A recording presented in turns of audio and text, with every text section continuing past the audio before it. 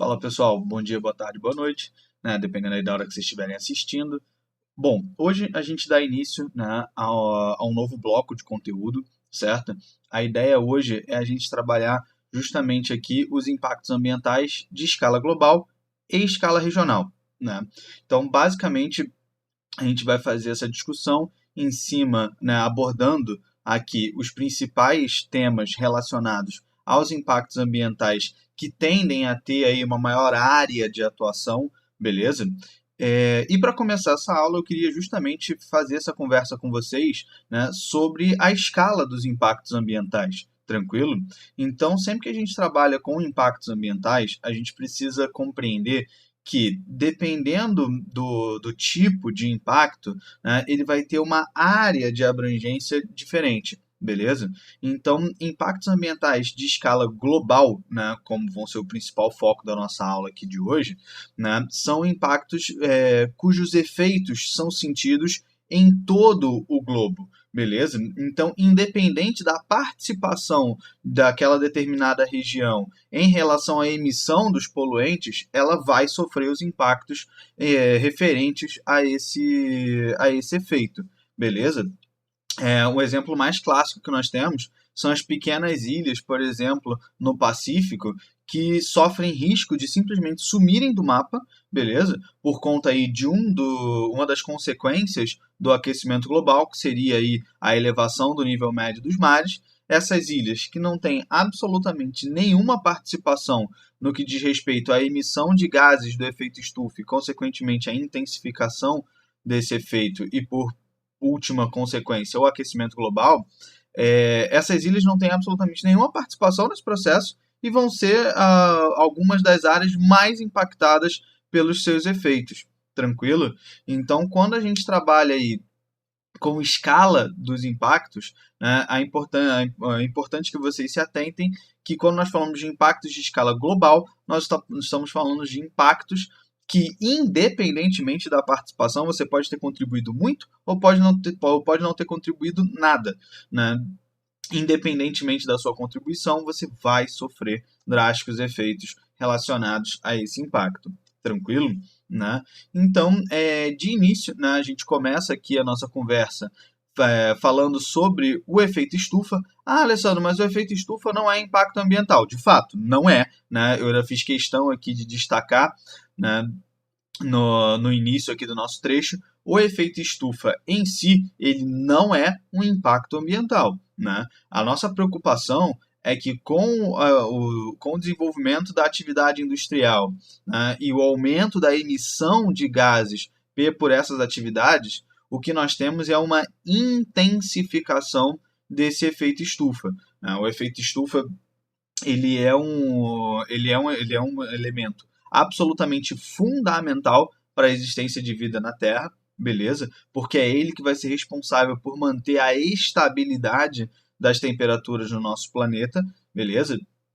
E com isso, né, se não houvesse efeito estufa, né, a Terra seria muito quente, né, na sua face que estivesse naquele momento exposta aos raios solares, porque nós teríamos incidência direta dos raios solares na superfície, sem absolutamente nenhum tipo de filtro, beleza? E a sua face que não estivesse exposta aos raios solares, essa face seria muito, muito fria, porque você não teria nenhum artifício para reter o calor na superfície após, né, aquela parte da superfície não estar mais sofrendo incidência dos raios solares, beleza? Então o efeito estufa ele é um elemento natural fundamental para a existência da vida na Terra.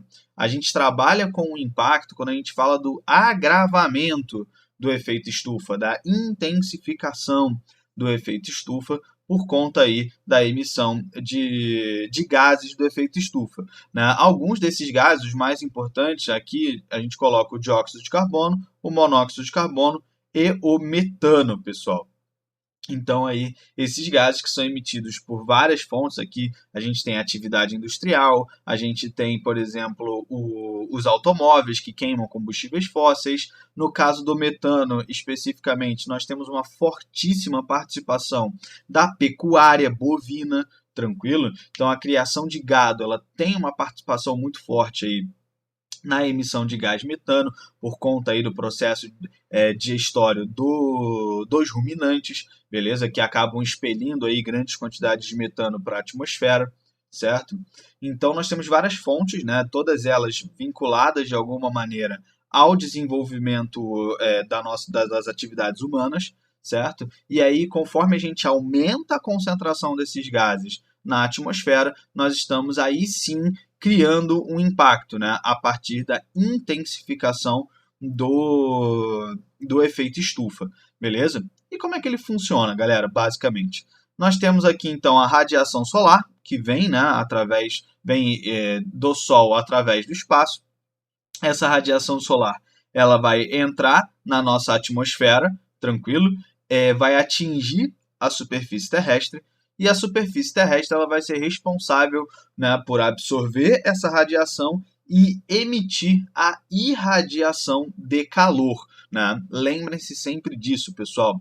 A Terra é aquecida de baixo para cima. Né? Quem não lembra, quem tiver ainda com dúvida nisso, dá uma olhada lá na aula de climatologia para relembrar. Né? Então a Terra é sempre aquecida de baixo para cima. A radiação solar entra na atmosfera, atinge a superfície e a superfície emana o calor para a atmosfera, beleza? E aí o efeito estufa, né, como o próprio nome indica, né, lembrando daquelas estufas lá de planta, por exemplo, né, a ideia é justamente que você tenha uma camada, né, que mantenha a temperatura mais alta naquele ambiente. No caso da estufa de planta, normalmente é uma cobertura de vidro, aqui no nosso caso é uma cobertura de gases, beleza? Então esses gases eles vão ser responsáveis aí por reter uma parte do calor dentro da superfície e deixar, né, também que uma outra parte desse calor seja mandada de volta para o espaço, tranquilo? Para a gente ter aqui uma temperatura equilibrada dentro do planeta, correto? A grande questão é, se a gente aumenta a concentração desses gases na superfície, a tendência, na atmosfera, a tendência é que você aumente a retenção desses gases e diminua o quanto desses gases, o quanto desse calor volta para o espaço, beleza? E aí você tende a ter um aumento das temperaturas médias globais, beleza? Aí sim, galera, a gente chega de fato no nosso impacto ambiental de fato, que é o aquecimento global, que consiste na elevação anormal das temperaturas do planeta através da intensificação do efeito estufa, beleza? E como a gente já tinha falado, né, isso vai acontecer aí basicamente pela queima de combustíveis fósseis, né, seja na atividade industrial ou através dos automóveis.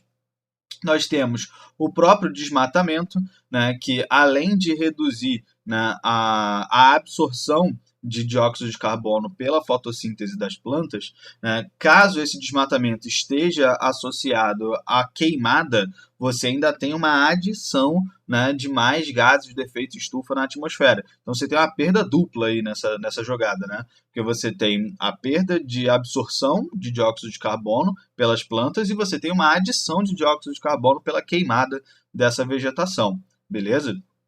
E a pecuária, como nós já tínhamos falado, né, contribuindo aí para a adição de metano na nossa atmosfera, tranquilo? E aí as consequências, né, desse aquecimento global, elas são vastas, né, eu botei aqui algumas mais importantes. Nós temos aí o derretimento das geleiras, resultado aí óbvio da elevação das temperaturas médias.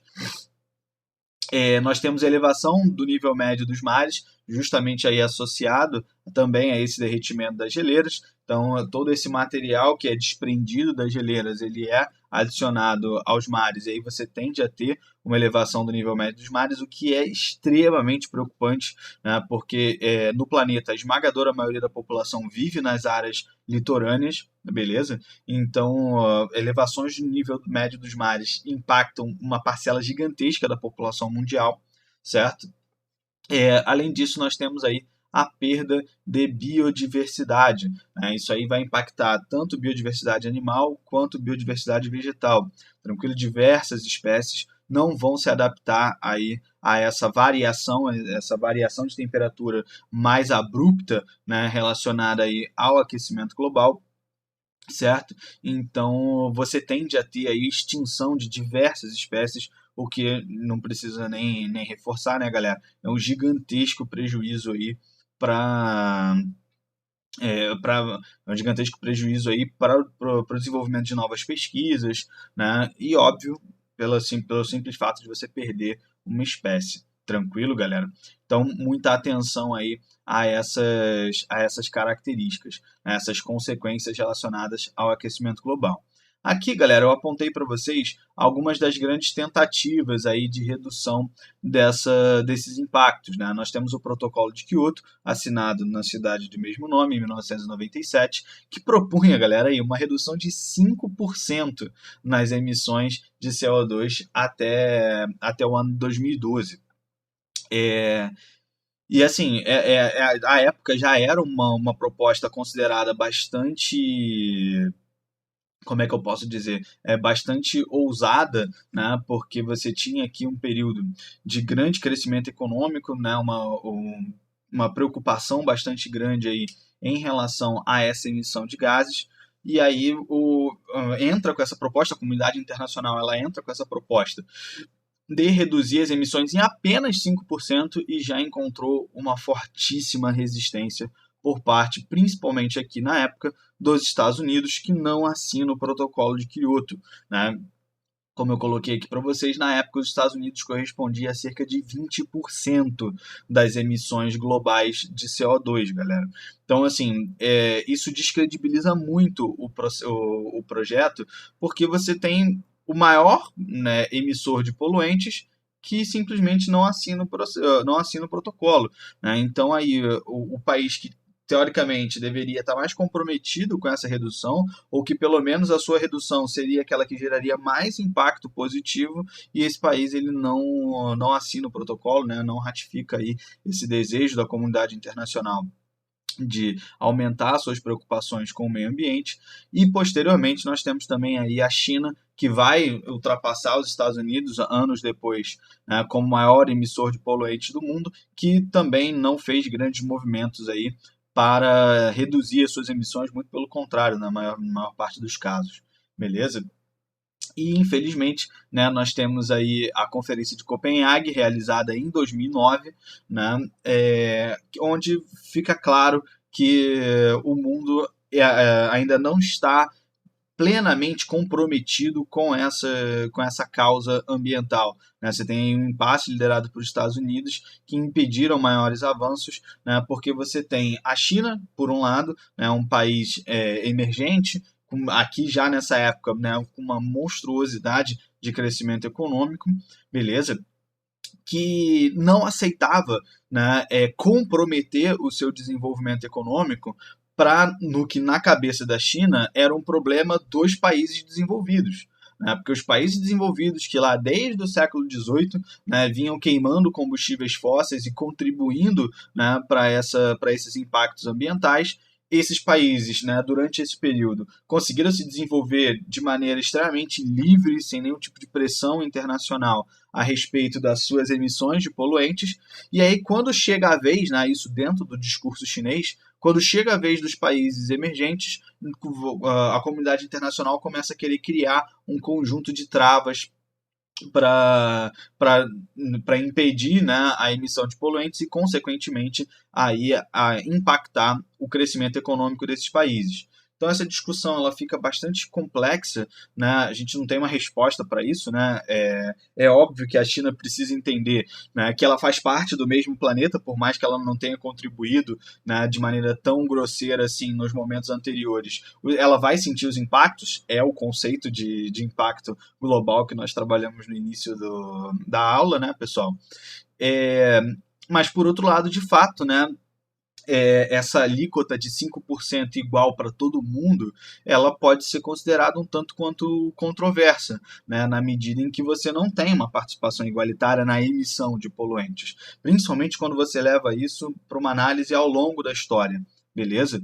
Então, com isso, a gente fica com esse impasse, né, que se apresentou aí na Conferência de Copenhague em 2009, né, e recentemente, né, até na última reunião da Assembleia Geral da ONU, né, nós tivemos ali a participação da Greta Thunberg, que vai ali diretamente, que é hoje uma das maiores ativistas nesse sentido, e ela, ativistas ambientais, né, e ela vai ser muito incisiva nessas críticas, né, fica até aquela imagem lá do Donald Trump, né, sendo pressionado, né, o chefe da maior potência econômica mundial sendo pressionado por uma adolescente ali, né? Então fica aquela imagem muito forte, mostrando que o impasse de Copenhague perdura até hoje. Tranquilo, pessoal? Então, aqui eu fecho essa parte de discussão de aquecimento global e efeito estufa, né? A gente parte para o segundo grande impacto ambiental de escala global. Esse já é um problema bem menos contemporâneo, digamos assim, né? O buraco na camada de ozônio, ele que nunca foi um buraco, né? Eu já coloquei aqui no entre aspas, né, o buraco na camada de ozônio, justamente porque nunca foi efetivamente um buraco, né? O que nós tivemos foi um estreitamento, né, um afinamento dessa camada de gases que tem como função filtrar a radiação solar, né, pessoal? Então aí a camada de ozônio, ela é uma parte da nossa atmosfera que tem aí a função primordial de filtrar a radiação solar. Radiação solar essa que é extremamente prejudicial para a nossa saúde, principalmente aí, em relação ao câncer de pele e a problemas de vista, né, relacionados aí, notadamente à exposição, né, da nossa córnea à radiação solar, beleza? E aí, obviamente, nós temos também a perda de biodiversidade, porque determinadas espécies não vão estar ali adaptadas àquela quantidade de radiação que sendo absorvida pela superfície, beleza? E aí, como é que se gera, então, esse afinamento, né, da camada de ozônio, que convencionou se chamar de buraco na camada de ozônio, né? Basicamente, o que nós temos é a emissão de CF6, né, que vai reagir com o ozônio. O ozônio é uma molécula, né, é um elemento com 3 moléculas de oxigênio, e aí os CF6, que são os clorofluorcarbonetos, beleza? Eles vão aí reagir com esse ozônio e vão desmembrar esse elemento, né, de 3 moléculas de oxigênio. Tranquilo? E aí esse desmembramento faz com que você perca essa capacidade de filtragem da radiação solar, e aí você tem então uma maior penetração dessa radiação na nossa atmosfera, aumentando aí os casos de câncer de pele, né, problemas de vista e perda de biodiversidade. Tranquilo? Então é até interessante, né? Os óculos escuros que a gente usa, né? Normalmente nas propagandas eles sempre vêm falando, proteção UVA e UVB, né? Que é ultravioleta do tipo A e ultravioleta do tipo B, né?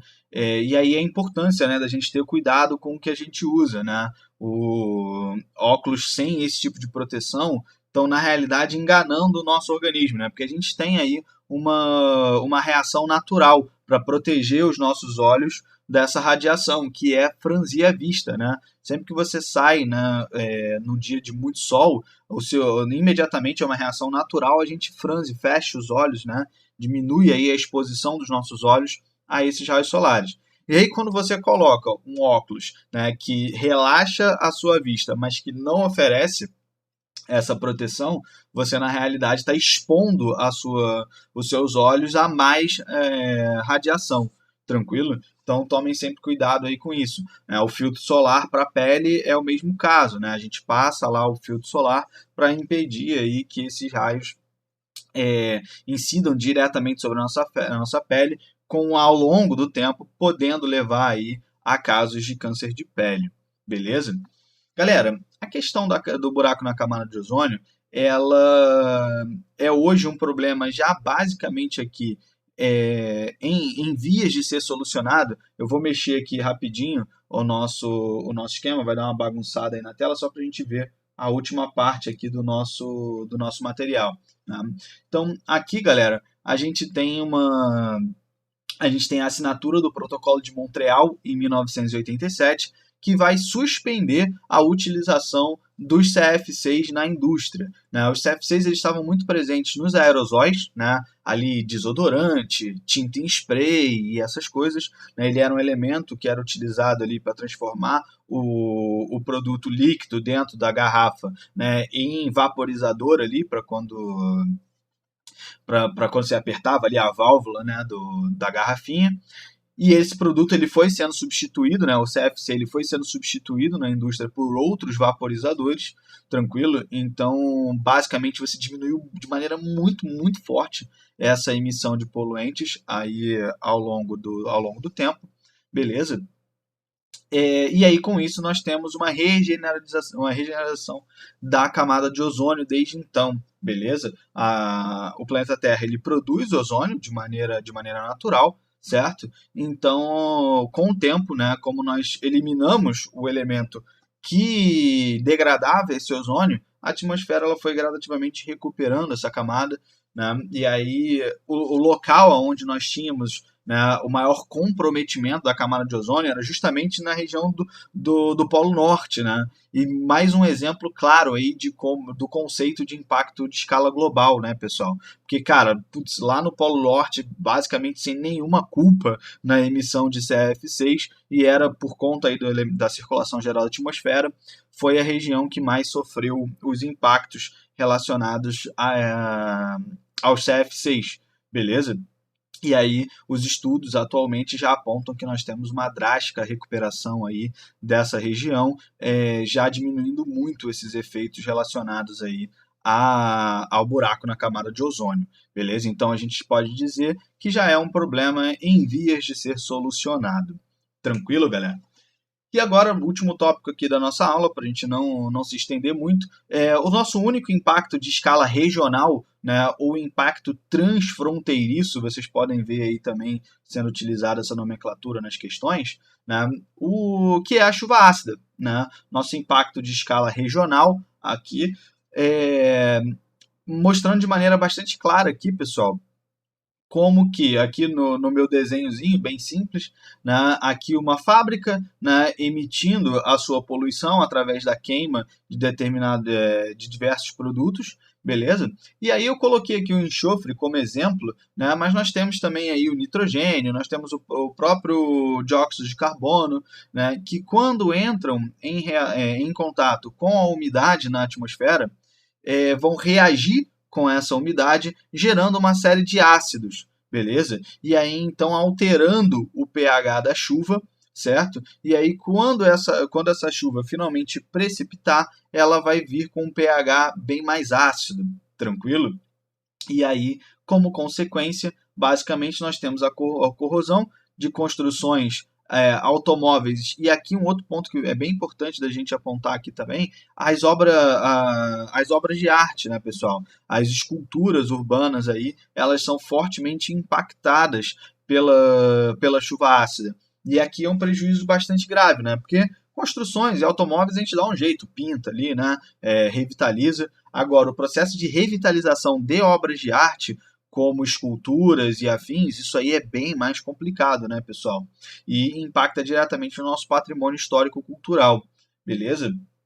Então, aqui uma preocupação bastante grave aí em relação à chuva ácida. Nós temos, obviamente, aí o impacto na vegetação e nos cultivos, né? Então, a própria folha ela vai sofrer uma certa corrosão ali em contato com essa chuva. É óbvio, né, galera? Aqui a gente precisa fazer ponderar aqui. É óbvio que essa chuva ácida não vai queimar a gente, né? Não cai na nossa pele e queima ali, né? Como se fosse aqueles ácidos que a gente vê nos filmes de terror. Não é por aí, certo? É simplesmente um pH mais ácido, certo? Que vai alterar aí as reações em determinados seres vivos. Mas é óbvio que não queima a gente não sente esses efeitos de maneira direta. Alguns relatos de pessoas com peles muito sensíveis vão sentir ali alguma irritação na pele, mas nunca uma sensação de queimar mesmo, tá? É importante fazer esse ponderamento, beleza? E aqui, sem sombra de dúvidas, o impacto mais importante, né? A contaminação dos solos e dos corpos hídricos, pessoal. Então, esse pH mais ácido, ele vai alterar o pH do solo, o que muitas das vezes vai atrapalhar uma série de cultivos, exigindo aí então uma série de correções que vão custar dinheiro, né, e aí impactando direto no preço final dos produtos alimentícios. Tranquilo? E além disso, os corpos hídricos, né, aí rios, lagos e mares, que ao entrar em contato com essa água mais ácida, beleza, vão ter o seu pH alterado e impactando principalmente aí os fitoplânctons, que são a base da cadeia alimentar nos ambientes aquáticos. Tranquilo, pessoal? Então é uma preocupação bastante grave nesse sentido, justamente porque você vai ter um impacto na base da cadeia alimentar, né? Então essa preocupação aí em relação à chuva ácida.